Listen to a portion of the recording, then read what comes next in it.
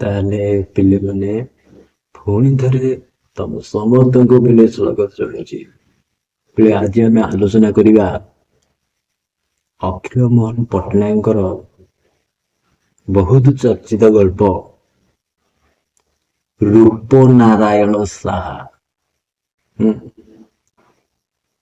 ଖୁବ ଅଳ୍ପ ସମୟ ମଧ୍ୟରେ ସମ୍ପୂର୍ଣ୍ଣ ଗପଟିକୁ ଆଲୋଚନା କରିବା। ଶେଷରେ ନିଶ୍ଚୟ ଭାବରେ ଦେଖିବ, ବୁଝିପାରିବା ଏବଂ ସମିତଙ୍କ ସାଙ୍ଗରେ ଟିକେ ସେୟାର କରିଦବ। ଆଉ ଯଦି ପାରିବ ଚ୍ୟାନେଲଟି ସବସ୍କ୍ରାଇବ କରିନ ଯୋଉମାନେ କରିଦବ। ଦେଖିଲେ ଗଳ୍ପର ଶିରୋନାମା ରହିଛି ରୂପ ନାରାୟଣ ସାହା। ରୂପ ନାରାୟଣ ସାହା କିଏ? এই ଗଳ୍ପରେ ତମେମାନେ ଦୁଇଟି ମୁଖ୍ୟ ଚରିତ୍ର ଦେଖିବାକୁ ପାଇବ। ଗୋଟିଏ ହେଲା ଅଶୋକ ଏବଂ ଅନ୍ୟଟି ହେଉଛି ଅଶୋକର ଗୃହ ଶିକ୍ଷକ, ବୁଝିପାରିବା, ବା ହୋମ ଟ୍ୟୁଟର ମାଷ୍ଟରଜୀ ରୂପ ନାରାୟଣ ସାହା।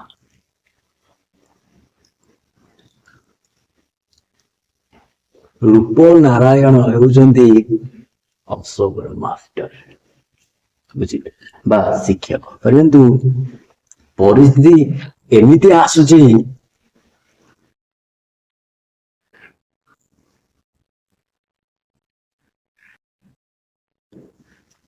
ଶିକ୍ଷକ ଧର୍ମଘଟ ହୋଇଛି ଏବଂ ଶେଷରେ ରୂପ ନାରାୟଣ ସାହା ସର୍ବଶାନ୍ତ ହୋଇଯାଇଛନ୍ତି, ବା ଆମେ ଯଦି କହିବା ବିଲେ ତାଙ୍କର ସଂସାର ପୁରା ଭାଙ୍ଗିକି ରୁଚି ଯାଇଛି ରୂପ ସାହା, ବୁଝିପାରିଲା।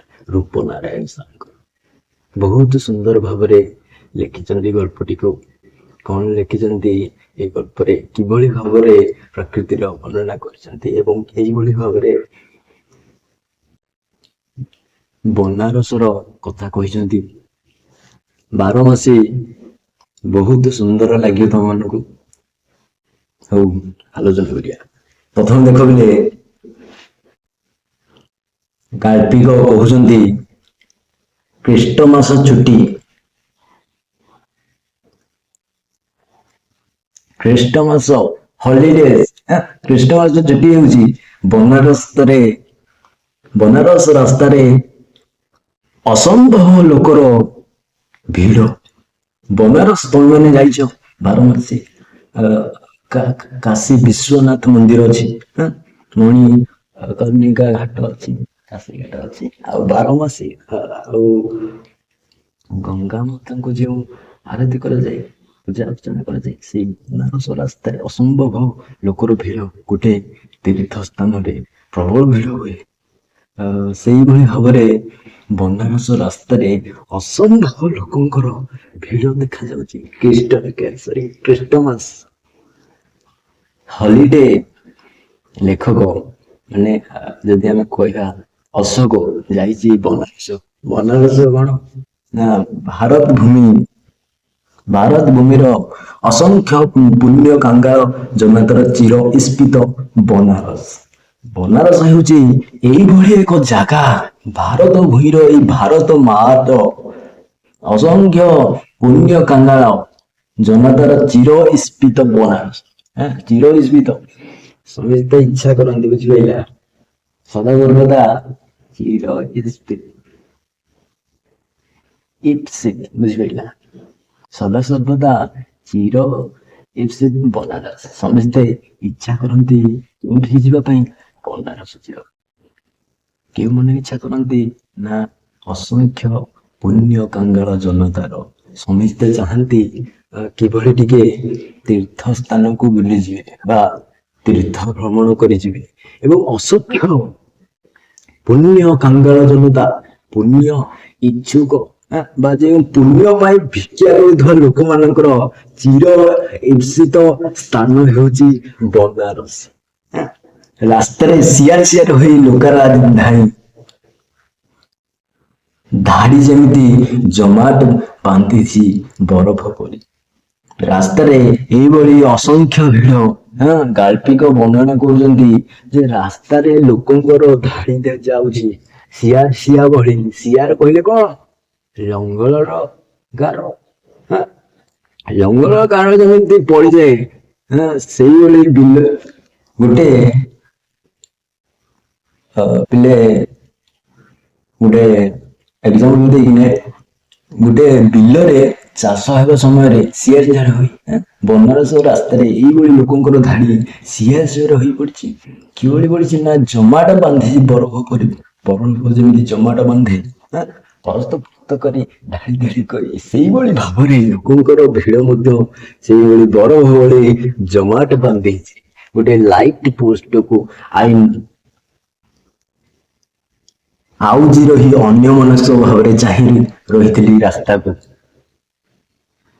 ଲେଖକ କହୁଛନ୍ତି ଚରିତ୍ର ହେଉଛି ଏବଂ ଅଶୋକ କଣ କରୁଛି ନା ଲାଇଟ ପୋଷ୍ଟକୁ ଆଉଜୁଛି। ଗୋଟେ ଲାଇଟ ପୋଷ୍ଟ ପାଖରେ ଆଉଜି ରହି ଅନ୍ୟମନସ୍କ ଭାବରେ ରାସ୍ତାକୁ ଚାହିଁ ରହି ଅଶୋକ ଲେଖକ କହୁଛନ୍ତି ଜମାଟ ବାନ୍ଧିଆ ବରଫର ସ୍ତୂପ ଯେମିତି ସୂର୍ଯ୍ୟର ପ୍ରଥମ କିରଣରେ ଧୀରେ ଧୀରେ ଗ୍ଲେସିୟର ପରି ପ୍ରସାରି ଯାଇଛି। ଜମାଟ ବନ୍ଧର ସ୍ତୂପ ବରଫର ରୂପ କହିଲେ ସ୍ତୂପ କହିଲେ ଏଠି କାହାକୁ ବୁଝେଇବ?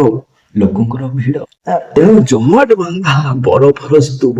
ବହୁତ ଗୁଡିକ ଲୋକମାନେ କେଉଁଠି ଏକାଠି ହୋଇଥିଲେ ସେଇ ପାହାଡ ଯେମିତି ସୂର୍ଯ୍ୟର ପ୍ରଥମ କିରଣରେ ଧୀରେ ଧୀରେ ଗ୍ଲେସିୟର ପରି ପ୍ରସରି ଯାଇଛି ତା ତୀର୍ଥ। ସୂର୍ଯ୍ୟଙ୍କର ପ୍ରଥମ କିରଣ ଯେଭଳି ଗ୍ଲେସିୟର ଉପରେ ପଡେ, ଗ୍ଲେସିୟର ହଉଛି ଭୀମ ବାହା ବରଫ। ତାପରେ ପଡିଲା ପରେ ବାହା ଯେମିତି ପ୍ରସାରି ଯାଏ, ଲୋକଙ୍କର ଭିଡ ଯେଭଳି ଭାବରେ ପ୍ରସାରି ଯାଇଛି ବା ଲୋକଙ୍କର ଭିଡ ସେଇଭଳି ଭାବରେ ଚାରିଆଡେ ବିଛାଇ ହୋଇ ରହିଛି ବା ଭିଡ ଚତୁର୍ଦିଗରେ ଭିଡ ରହିଛି। ଯେଉଁ ସିଆର ହୋଇ ଭିଡ ହୋଇଥିଲା ସେଇ ଭିଡ ବର୍ତ୍ତମାନ ଚାରିଆଡେ ଖେଳି ଯାଇଛି, ଖେଳି ହୋଇଯାଇଛି, ବୁଝିପାରିଲେ? ଏବଂ ତାର ପ୍ରଭାବରେ ଏଇ ଯୋଉ ସେଇ ଗ୍ଲେସିୟର ପ୍ରଭାବରେ ବା ସେଇ ଭିଡର ପ୍ରଭାବରେ ସଂକୀର୍ଣ୍ଣ ରାଜପଥର ପ୍ରତିଟି ବର୍ଗ ଇଞ୍ଚକୁ ଆଲିଙ୍ଗନ କରି କରି ଅର୍ଥାତ୍ ସେଇ ଗ୍ଲେସିୟର ମାନେ ଭିଡର ଗ୍ଲେସିୟର ମାନେ ଭିଡର ବରଫ କଣ ହେଉଛି ନା ସୂର୍ଯ୍ୟଙ୍କର କିରଣରେ ଚାରିଆଡେ ବିଛାଡି ହୋଇ ବା ଆମେ ଯଦି କହିବା କଣ ନା ତାର ପ୍ରଭାବରେ ସଂକୀର୍ଣ୍ଣ ରାଜପଥର ପ୍ରତିଟି ବର୍ଗ ଇଞ୍ଚ ସଂକୀର୍ଣ୍ଣ ଅର୍ଥାତ୍ ଅଳ୍ପ ଓସାର ଥିବା ଯେଉଁଟାକୁ ଅଣଓସାରିଆ ବୋଲି ଆମେ କହୁଛେ, ସେଇ ସଂକୀର୍ଣ୍ଣ ରାଜପଥର ପ୍ରତିଟି ବର୍ଗ ଇଞ୍ଚରେ ଲୋକମାନଙ୍କର ଭିଡ। ପ୍ରତିଟି ବର୍ଗ ଇଞ୍ଚରେ ବରଫର ଆସ୍ତରଣ। ବରଫ କହିଲେ ଲୋକମାନଙ୍କର ଭିଡକୁ ବୁଝେଇବ, ବୁଝିପାରିଲ? ଦେଖ କେତେ ସୁନ୍ଦର ଭାବରେ ଗାଳ୍ପିକ ଢାଞ୍ଚା ଦେଇଛନ୍ତି ଲେଖକ ଗାଳ୍ପିକ। ଅକ୍ଷୟ ମୋହନଙ୍କର ବହୁତ ଚର୍ଚ୍ଚିତ ଗଳ୍ପ ଭଳି ଯଦି ତମେମାନେ ପଢିବ, ଝଡ଼ ରହିଗଲ ଓ ଧରଣୀ ପୃଷ୍ଠାସାର ମୋ ଅନ୍ଧ ଭଳି ଓ ବହୁତ ପଢିଲେ ଲାଗିବ, ବୁଝିପାରିଲା? ପଢିଲେ ବୁଝିପାରିବ।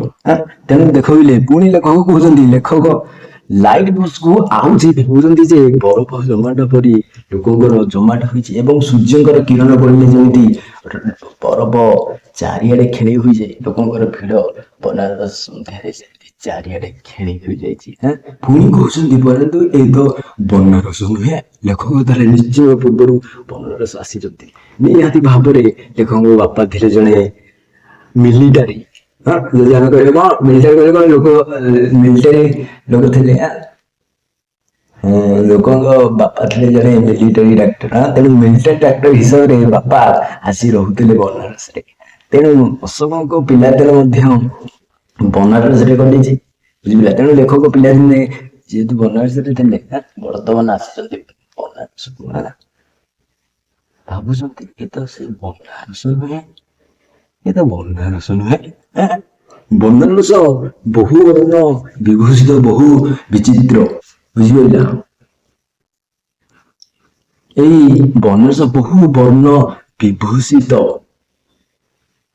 ବହୁ ବର୍ଣ୍ଣରେ ଶୋଭିତ। ବିଭୂଷିତ କହିଲେ ଶୋଭିତ। ବହୁ ରଙ୍ଗର ଦେଖାଯାଏ ସନ୍ଧ୍ୟା ସମୟରେ ଆଲୋକର ଝଲମଲ, ବୁଝିପାରିଲା। ଆମେ ଯଦି କହିବା ଲୋକମାନଙ୍କର ଭିଡ, ଏଇଠି ବହୁତ ପ୍ରକାରର ବର୍ଣ୍ଣ ଦେଖାଯାଏ, ବହୁତ ବର୍ଣ୍ଣରେ ଶୋଭା ପାଇଯାଏ, ବହୁ ବିଚିତ୍ର ଦେଖାଯାଏ ବନାରସ। କାଶୀ ବିଶ୍ୱନାଥ ମନ୍ଦିରର ବନାରସି କାଶ୍ମୀରରେ ବାରମାସୀ କାଶୀ ବିଶ୍ୱନାଥ ମନ୍ଦିର, ବାରଟା ଜ୍ୟୋତିଙ୍କ ମଧ୍ୟରୁ କାଶୀ ବିଶ୍ୱନାଥ ମନ୍ଦିରର ସ୍ୱର୍ଣ୍ଣ ଚୂଡା ଆସନ କହିଲେ କାଶୀ ବିଶ୍ୱନାଥ ମନ୍ଦିରର ସ୍ୱର୍ଣ୍ଣ ଚୂଡା। କାଶୀ ବିଶ୍ୱନାଥ ମନ୍ଦିରର ଉପର ଭାଗ ଆମେ ଯେମିତି ଜାଣିଛେ ପୁରା ସୁନେଲି ରଙ୍ଗର ଦେଖାଯାଏ।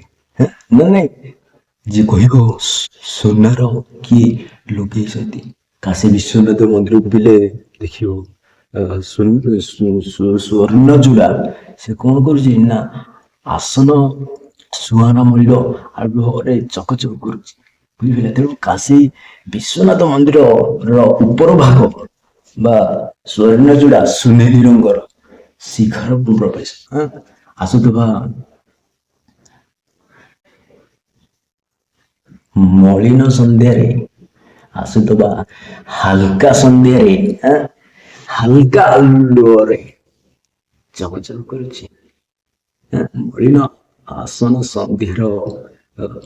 ସନ୍ଧ୍ୟାରେ ଆସୁଛି, ଆଉ ସୂର୍ଯ୍ୟର ଅଳ୍ପ ଅଳ୍ପ ଆଲୋକ ଅଛି। ସେଇ ଆସୁଥିବା ସନ୍ଧ୍ୟାର ଅଳ୍ପ ଅଳ୍ପ ଆଲୋକ ଉପରେ କାଶୀ ବିଶ୍ୱନାଥ ମନ୍ଦିର ଚକଚକ କରୁଛି ଏବଂ ମନ୍ଦିର ନାତି ପ୍ରଶସ୍ତ।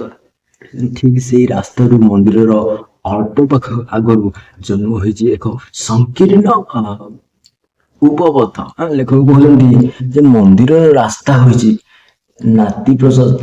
ନାତି ପ୍ରଶସ୍ତ କହିଲେ କଣ ନା ଅତି ପ୍ରଶସ୍ତ। ମନ୍ଦିରର ରାସ୍ତା ଏତେ ପ୍ରଶସ୍ତ ନୁହେଁ, ମନ୍ଦିର ରାସ୍ତା ହଉଛି ଅଣଓସାରିଆ, ଖୁବ କମ ଚଉଡା। ଠିକ ସେଇ ରାସ୍ତାରୁ ସେଇ ମନ୍ଦିରର ଠିକ ରାସ୍ତାରୁ ଅଳ୍ପ ଆଗରୁ ଆଉ ଗୋଟେ ଜନ୍ମ ହୋଇଛି ସଂକୀର୍ଣ୍ଣ ଉପପଥ। ମନେକର ଏଇଟା ହଉଛି ସ୍କ୍ରିନକୁ ଦେଖ, ଏଇଟା ହଉଛି ମନ୍ଦିରର ରାସ୍ତା, ବୁଝିପାରିଲା। ଏଇଠି ମନ୍ଦିର, ଏଇ ମନ୍ଦିରର ଆଗରୁ ଆଉ ଗୋଟେ ଛୋଟ ରାସ୍ତାଟେ ଅଛି, ବୁଝିପାରିଲେ। ଏଇପଟ ସାଇଡ ଆଉ ଗୋଟେ ଛୋଟ ରାସ୍ତାଟେ ଅଛି, ସେଇ ରାସ୍ତାଟି କେଉଁଠି ଯାଉଛି ଡାଳମୁଣ୍ଡି। ଡାଳମୁଣ୍ଡି କଣ ନା ଡାଳମୁଣ୍ଡି ହଉଛି ଦେଖ ସେ ରାସ୍ତା ହଉଛି ସଂକୀର୍ଣ୍ଣ ଉପପଥ, ଗୋଟେ ସଂକୀର୍ଣ୍ଣ ଉପପଥ ସଂକୀର୍ଣ୍ଣ ପରନ୍ତୁ ଦୀର୍ଘ ଅଣଓସାରିଆ ପରନ୍ତୁ ବହୁତ ଲମ୍ବା ବାଟଟିଏ। ସେ ବାଟଟି କେଉଁଠି ଯାଇଛି ନା ଡାଳମୁଣ୍ଡିକୁ ଯାଇଛି। ଡାଳମୁଣ୍ଡି କଣ ସହସ୍ରାଧିକ ପାରଙ୍ଗନାର ଆଶ୍ରୟ ଭାତୃମଣ୍ଡଳୀ, ବୁଝିପାରିଲା। ସରି ସହସ୍ର ବାରଙ୍ଗନାର ଆଶ୍ରୟ ଦାତ୍ରୀ ଡାଳମୁଣ୍ଡି। ସହସ୍ରାଧିକ, ଲକ୍ଷାଧିକ, ହଜାରରୁ ଅଧିକ ପାରଙ୍ଗନା। ବାରଙ୍ଗନା କହିଲେ ବେଶ୍ୟା ରୂପତି, ବୁଝିପାରିଲା। ସେମାନଙ୍କ ଆଶ୍ରୟଦାତ୍ରୀ, ସେମାନଙ୍କୁ ଯିଏ ଆଶ୍ରୟ ଦେଉଛି ସେଇ ଡାଳମୁଣ୍ଡି। ଡାଳମୁଣ୍ଡି ହଉଛି ଏଭଳି ଗୋଟେ ଜାଗା ଯୋଉ ଜାଗାରେ ସହସ୍ରାଧିକ ହଜାର ରୂପ ଧରି, ହଜାର ହଜାର ଧରି ବେଶ୍ୟା ମାନେ ବାରଙ୍ଗନା ମାନେ ବା ରୂପଜୀବୀ ମାନେ ଆଶ୍ରୟ ନେଇ ଯାଇଥାନ୍ତି। ତାହେଲେ ଏଇଠି କଣ ହୁଏ, ଲକ୍ଷ ଲକ୍ଷ ରୂପ ପିଆସୀ ନାଗରିକ ପଦରଜ ଶୀତ ତୀର୍ଥ ଡାଳମୁଣ୍ଡି। ତାହେଲେ ଡାଳମୁଣ୍ଡି ବି ହେଉଛି ଗୋଟେ ତୀର୍ଥ। ଆମର ବାରମାସୀ ହେଉଛି ଗୋଟେ ତୀର୍ଥ, ଯେହେତୁ କାଶୀ ବିଶ୍ୱନାଥ ମନ୍ଦିର ଅଛନ୍ତି, ଯେଉଁଠି ଶ୍ରଦ୍ଧାଳୁ ମାନେ ଭକ୍ତ ମାନେ ଯାଆନ୍ତି। କିନ୍ତୁ ଡାଳମୁଣ୍ଡି ହଉଛି ଗୋଟେ ତୀର୍ଥ। ସେଇ ତୀର୍ଥକୁ କେଉଁମାନେ ଯାଆନ୍ତି ନା ଲକ୍ଷ ଲକ୍ଷ ରୂପ ପିୟାସୀ, ରୂପକୁ ପାଳନ କରୁଥିବା ଲକ୍ଷ ଲକ୍ଷ ନାଗରିକ, ଲକ୍ଷ ଲକ୍ଷ ଲୋକ ଯାପନ କରିବା ନିମନ୍ତେ ବାରଙ୍ଗନା ସାଙ୍ଗରେ ରାତି ବିତେଇବା ନିମନ୍ତେ ସେଇ ତୀର୍ଥକୁ ଯାଆନ୍ତି। ଡାଳମୁଣ୍ଡି ହେଉଛି ସେଇଭଳିଆ ଗୋଟେ ତୀର୍ଥ, ଯେଉଁଠି ଲକ୍ଷ ଲକ୍ଷ ରୂପ ପିଆସୀ ନାଗରିକ ପଦରଜ ସିକ୍ତ ହୋଇଛି। ଲକ୍ଷ ଲକ୍ଷ ରୂପ ପିଆସୀ ନାଗରିକ ମାନଙ୍କୁ ପାଦରେ ରଜ କହିଲେ ଧୂଳିଆ, ଧୂଳିର ସିକ୍ତ ହୋଇଥିଲା, ଓଦା ହେଇଯିବ ସେ ତୀର୍ଥ। ଲକ୍ଷ ଲକ୍ଷ ଲୋକଙ୍କର ପାଦର ଧୂଳିରେ ଯେ ତୀର୍ଥ ଓଦା ହୋଇଛି, ସେ ତୀର୍ଥର ନାଁ ହଉଛି ଡାଳ ମଣ୍ଡି। ସେଠି କଣ ହୁଏ ନା, ନାୟିକାର ଆଖିର ବର୍ଚ୍ଛାରେ ସେଠି ସନ୍ଧ୍ୟା ତ୍ରସ୍ତା, ବୁଝିପାରିଲେ? ମଦନ ଅର୍ଚ୍ଚନାର କୋଳାହଳରେ ରାତ୍ରି ନିର୍ବାସିତା। ସେଠି ରାତ୍ରି ନିର୍ବାସିତା, ସେଠି ରାତ୍ରି ଆସେ ନାହିଁ। ରାତ୍ରି କି ସମସ୍ତେ ବାହାର କରିଦେଇଥାନ୍ତି। ରାତି ସେଠି ନିର୍ବାସିତା। କାହିଁକି ନିର୍ବାସିତା? ନାୟକର ଆଖିରେ ଯେତେବେଳେ ନାୟକର ଚାହାଣୀରେ ଅନେଇ ଦିଏ, ନାୟକର ପଟାକ୍ଷରରେ ରୂପଜୀ ମାନଙ୍କ ଆଖିର ବର୍ଚ୍ଚାରେ ସେଠି ସନ୍ଧ୍ୟା ତ୍ରସ୍ତା, ସେଠି ସନ୍ଧ୍ୟାର ବି ଭୟ ପାଏ, ସେଠି ସନ୍ଧ୍ୟା ଡରିକି ପାଏ ବସେନି। ଏବଂ ମଦନ ଅର୍ଚ୍ଚନା, ମଦନ କହିଲେ କାମଦେବଙ୍କର ଅର୍ଚ୍ଚନା ସେଠି ହୁଏ, ବୁଝିବୁଝିଲେ? କାମଦେବଙ୍କର ପୂଜା ସେଠି ହୁଏ। କନ୍ଦର୍ପ ପ୍ରେମର ପୂଜା ସେଠି ହୁଏ। ତେଣୁ ସେଠି ଏଇଭଳି କୋଳାହଳ ହୁଏ। ରାତ୍ରି ସେଠି ସେଠି ସନ୍ଧ୍ୟା ତ୍ରସ୍ତା, ଏଠି ରାତ୍ରି ସେଠି ନିର୍ବାସିତା, ରାତି ମଧ୍ୟ ସେଠି ବସେନି ସେଇ ରୂପର ଜୀବୀ ମାନଙ୍କର। କିନ୍ତୁ ସେଠି ବି ସନ୍ଧ୍ୟା ଆସେ। ତମେ ମାନେ ଭାବ, ସେଠି ସନ୍ଧ୍ୟା ଆସିବନି, ରାତ୍ରି ସାରା କୋହଳ ଚାଲିଥିବ। ନା ନା ନା ନା, ସେଠି ବି ସନ୍ଧ୍ୟା ଆସେ, ସେଠି ବି ରାତି ହୁଏ। କେମିତି ରାତି ହବ? ଆଶାର ନାୟିକା ଆତୁର ନାୟିକା ଯେତେବେଳେ ନିମନ୍ତ୍ରଣ କରେ, ଆତୁରା ନାୟିକା କହିଲେ ଯେତେବେଳେ ନାୟକ ଡାକିବେ ଏବଂ ଭାରି ଆଖିରୁ ଇଙ୍ଗିତରେ ଏବଂ ଡର ଆଖିରେ ଯେତେବେଳେ ଇଙ୍ଗିତ ଦିଏ, ଯେତେବେଳେ ରାତ୍ରି ଆସେ, ନିୟନ୍ତ୍ରଣରେ ରାତି ଆସେ ଏବଂ ରାତ୍ରି ଆସେ, ରତିକ୍ରାନ୍ତ କାମୁକି ନାରୀର ସ୍ୱେଦସିକ୍ତ ଆଖିର ପତାରେ ପତାରେ କେତେବେଳେ ରାତ୍ରି ଆସେ, ନା ରାତ୍ରିରେ ରତିକାନ୍ତ କାମୁକି ଯେତେବେଳେ ରତି କରି କରି, ଯେତେବେଳେ ପ୍ରେମ କରି କରି କାନ୍ତ ହୋଇଯାଏ କାମୁକ ନାରୀଟିଏ, ରୂପଜୀବୀଟିଏ, ତାର ଆଖିର ସ୍ୱେଦସିକ୍ତ ଆଖିର, ତାର ସ୍ୱେଦ କହିଲେ ଝାଳ, ଝାଳରେ ଓଦା ହୋଇଯାଇଥିବା ଆଖିର ପତାରେ ପତାରେ ରାତ୍ରି ଆସେ, ରତିକାନ୍ତ କାମୁକ ହୋଇଯାଏ। ପ୍ରେମ କରିସାରିଲା ପରେ ଯେତେବେଳେ କାନ୍ତ ହୋଇଯାଏ ରୂପଜୀବୀଟି, ସେତେବେଳେ ତାର ଓଦା ଓଦା ଆଖିରେ ରାତ୍ରି ସେଠି ଆସେ ନା, ସେତେବେଳେ ସେ ଲେଖକ କହୁଛନ୍ତି ନା ନା ନା ନା, ଏଇ କଥା ଆମେ ଆଲୋଚନା କରୁଥିଲେ, ଆସି ଯୋଉ କଥା ଆଲୋଚନା କରୁଛେ, ଏଇ ହେଲା ପ୍ରଶସ୍ତି ସୀମା ଅଛି। ନିଶ୍ଚିନ୍ତ ପ୍ରଶଂସା କରିବା ଗୋଟିଏ ସୀମା ଥାଏ। ଡାଳମଣ୍ଡିରେ ଏତେ ପ୍ରଶଂସା କରିବା ଉଚିତ ନୁହେଁ। ତାହେଲେ କଣ? ଡାଳମଣ୍ଡି ହଉଛି କଣ? ଏଇ ହତସୀ ସଭ୍ୟତାର ଡଷ୍ଟବିନ୍। ଡାଳମଣ୍ଡି ହଉଛି ହତସୀ ସଭ୍ୟତା, ଏ ଲକ୍ଷ୍ମୀଛଡ଼ା ସଭ୍ୟତାର, ଏ ଶ୍ରୀହୀନ ସଭ୍ୟତାର ଡଷ୍ଟବିନ୍। ପରୀକ୍ଷାରେ ନିଶ୍ଚୟ ପିଲେ ଆସିବ, ମନେ ରଖିଦବ ଯେ ହତସୀ ସଭ୍ୟତାର ଡଷ୍ଟବିନ୍ କିଏ? ନା ଡାଳମଣ୍ଡି। ଏବଂ ତାପରେ କଣ ଅଛି, ଏସବୁ ପରବର୍ତ୍ତୀ ସମୟରେ ଆଲୋଚନା କରିବା, ଠିକ ଅଛି?